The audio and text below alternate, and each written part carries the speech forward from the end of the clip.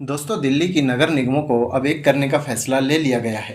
केंद्र सरकार के इस फैसले पर मोहर लग चुकी है और अब तीनों नगर निगमों की जगह एक ही एमसीडी होगी और पूरी दिल्ली में एक ही महापौर होगा। पिछले कुछ सालों से 3 अलग अलग नगर निगम के जरिए काम किया जा रहा है, लेकिन अब ये पावर एक स्थान पर केंद्रित होने जा रही है।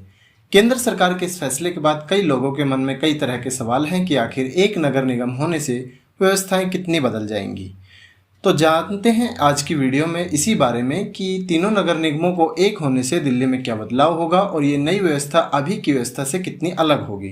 तो चलिए दोस्तों, वीडियो में बने रहिए। हम सबसे पहले बात करेंगे कि एक्चुअल में बदलाव क्या हुआ है। तो केंद्र सरकार ने दिल्ली में तीनों नगर निगमों को एक करने का फैसला लिया है। केंद्र सरकार के इस फैसले के बाद तीनों नगर निगमों को एक करने के साथ ही 272 वार्ड रखे जाएंगे, लेकिन मेयर का कार्यकाल बढ़ाकर कम से कम 2.5 साल किया जा सकता है। माना जा रहा है कि दिल्ली नगर निगम को 3 निगमों में विभाजित करने का प्रोग्राम अब तक असफल रहा है। लेकिन अगर बात करें कि प्रेजेंट सिचुएशन क्या है, तो अभी की क्या व्यवस्था दिल्ली में बनी हुई है। अभी दिल्ली में 3 नगर निगम हैं, जिनमें south Delhi, north Delhi, east Delhi शामिल है। मैं आपको बता दूं कि एचडीएमसी यानी कि साउथ दिल्ली में सेंटर, साउथ वेस्ट और नजफगढ़ के इलाके आते हैं। वहीं एनडीएमसी में रोहिणी, सिविल लाइंस, करोल बाग, सदर, पहाड़गंज, केशवपुरम, नरेला आदि आते हैं। वहीं तीसरी नगर निगम ईडीएमसी में शाहदरा नॉर्थ, शाहदरा साउथ के इलाके आते हैं। तो आपको एक बात पहले बताऊं कि पहले भी ये तीनों नगर निगम एक ही थे। मैं आपको बता देता हूं कि तीनों नगर निगम को एक करने का ये फैसला पहली बार नहीं किया जा रहा है, क्योंकि साल 2012 से पहले दिल्ली में एक ही नगर निगम की व्यवस्था थी, जिसके बाद विभाजित करके 3 अलग अलग निगम बनाए गए। उस वक्त तर्क दिया गया था कि ऐसा करने से नगर निगम के कामकाज में सुधार लाया जाएगा और ये प्रभावी तरीके से जनता को सेवाएं दे सकेंगी।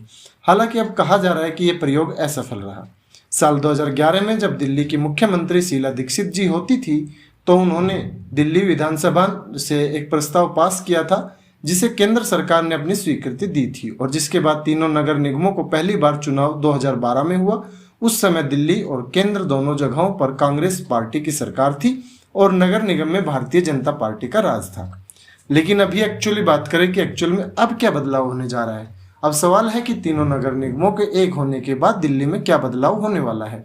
दरअसल माना जा रहा है कि इस फैसले के बाद फिर से दिल्ली को एक महापौर मिलेगा और अगर मेयर इन काउंसिल की व्यवस्था की जाती है तो दिल्ली की जनता पार्षद और महापौर का सीधा चुनाव कर सकेगी।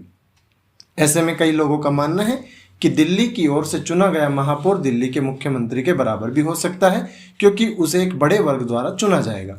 हालांकि अभी वार्ड घटाने या बढ़ाने को लेकर फैसला होना बाकी है। 272 की जगह दिल्ली नगर निगम में कुल वार्ड 170 से 210 के बीच हो सकते हैं, क्योंकि एक विधानसभा में 2 या 3 वार्ड बनाए जा सकते हैं। इसके अलावा एक नगर निगम होने पर रिजर्वेशन सिस्टम भी पेच फंस सकता है और निगम में रिजर्वेशन की नई स्थिति भी हो सकती है। किस समुदाय को कितनी सीटें रिजर्व मिलेंगी और महिलाओं के लिए कितनी सीट आरक्षित होंगी, इस फैसले पर निर्धारित होगा कि किस तरह से दिल्ली की परिस्थिति बदलेगी। कुछ तर्क ये भी दिए जा रहे हैं कि इससे निगम पर होने वाले खर्चे में कमी आएगी, क्योंकि वर्तमान में निगम का खर्चा 3 जगह बांटा जाता है, जिससे बोझ बढ़ता है। अब देखना है कि नई व्यवस्था को किस तरह से लागू किया जाता है और पैसे आदि का बंटवारा कैसे होता है। तो दोस्तों, आज की वीडियो में इतना ही। उम्मीद करता हूँ वीडियो आपको पसंद आई होगी। वीडियो पसंद आई तो मेरे यूट्यूब चैनल को सब्सक्राइब करना बिल्कुल भी ना भूलें। मिलते हैं एक दूसरी वीडियो में, तब तक के लिए धन्यवाद।